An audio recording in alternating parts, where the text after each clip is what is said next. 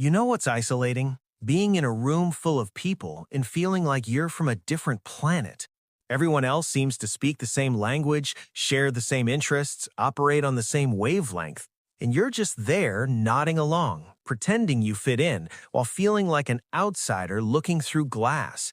If you've spent your whole life feeling fundamentally different from everyone around you, you're not broken, and you're not imagining it. There's actual psychology behind why some people never quite feel like they belong. Here's the thing that'll mess with you. That feeling of being different isn't always in your head. Sometimes you genuinely are wired differently, and society has this way of making you feel like that's a problem to fix instead of just a reality to accept. Your brain notices patterns, makes connections, processes information in ways that don't match the people around you. And instead of celebrating that difference, you spend years trying to sand down your edges so you can fit into spaces that were never designed for you. But before we dive in, if you're enjoying this exploration of human behavior, consider subscribing to Mura Psychology for more insights into the psychology that shapes who you are. Let me ask you something. When was the last time you felt truly understood by someone? Not just heard, but actually seen for who you are. If you're struggling to remember, that tells you everything. According to research published in the Journal of Personality and Social Psychology, people who feel chronically different often develop what's called self-concept clarity issues. They know they don't fit the mold, but they can't always articulate why, so they start questioning if something's wrong with them, instead of questioning if the mold itself is the problem. The first trait you'll see in people who feel different is high sensitivity and depth of processing. These aren't surface-level thinkers. They don't do small talk well because their brain is wired for depth. While everyone else is discussing weekend plans or the weather, they're thinking about existence, mortality, the nature of consciousness, why people do what they do. And that disconnect is exhausting, not because they think they're better, but because constantly operating on a different frequency than everyone around you is lonely as hell. Psychologist Elaine Aron's research on highly sensitive people found that about 15 to 20% of the population processes sensory and emotional information more deeply than others. Their nervous system picks up on subtleties that most people miss: tone shifts, energy changes, unspoken tension. They're reading between the lines while everyone else is just reading the lines. And this creates a gap, because when you're noticing things nobody else sees, you start to feel like you're either crazy or everyone else is asleep. Neither feels good. Here's what's wild. These people often get told they're too much, too intense, too serious, too sensitive. They overthink, they overanalyze, they care too deeply about things that don't matter. Except those things do matter, at least to them. But the world has decided that shallow is normal and depth is weird. So they learn to hide, to dumb themselves down, to laugh at jokes they don't find funny, and pretend conversations they find meaningless or fascinating. And the mask gets heavier every year. The second trait is intellectual or creative differences that set them apart. A lot of people who feel different aren't just socially different. They're cognitively different. They might be gifted, neurodivergent, or just wired in a way that doesn't match mainstream thinking. Their interests are niche. Their humor is offbeat. Their way of solving problems doesn't follow conventional logic. And from a young age, they notice that what excites them bores everyone else. What fascinates them confuses their peers. Research on giftedness shows that highly intelligent people often struggle with what's called asynchronous development. Their intellectual abilities develop faster than their social or emotional skills. So you get a kid who can discuss philosophy but can't figure out why nobody wants to play with them at recess. And that pattern continues into adulthood.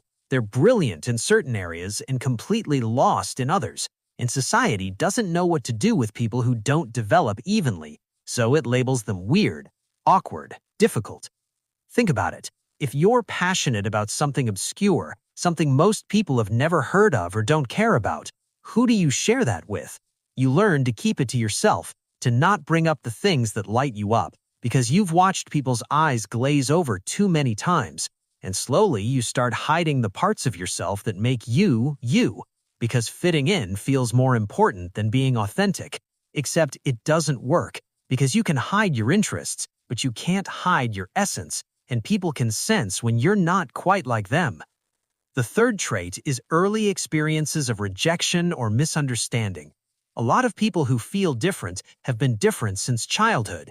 They were the kid who played alone at recess, who got picked last for teams, who had weird interests or asked too many questions, or didn't understand the unspoken social rules everyone else seemed to know instinctively.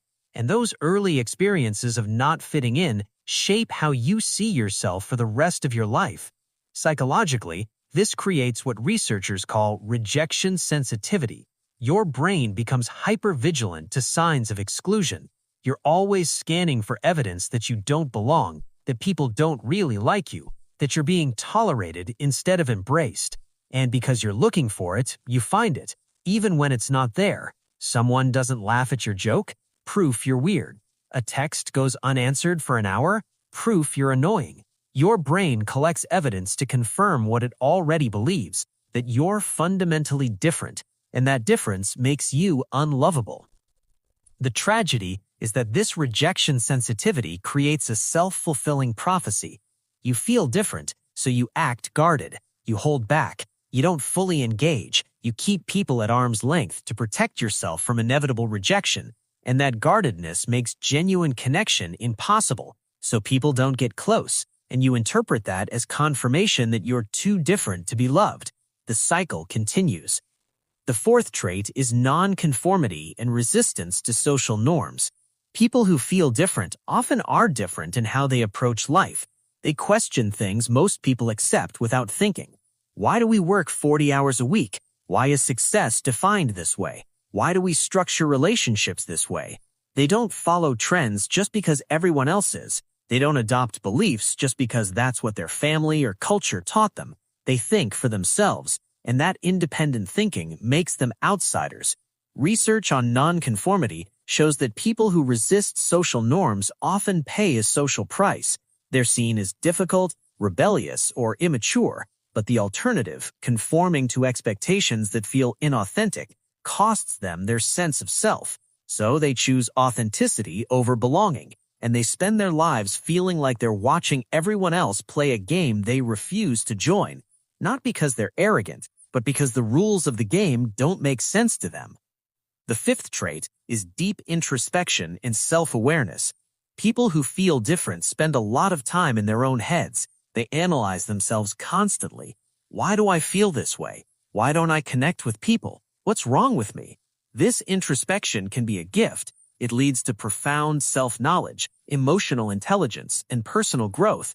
But it can also be a curse, because the more you understand yourself, the more you realize how different you are. And the more different you feel, the more isolated you become. Understanding these traits reveals something important.